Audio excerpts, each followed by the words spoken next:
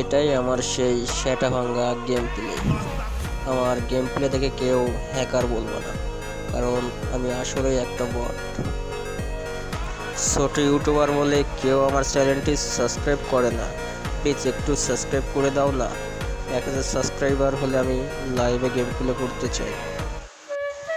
একমাত্র তোমরাই পারো আমার স্বপ্নটা পূরণ করতে, প্লিজ স্বপ্নটা পূরণ করে দাও না ভাই।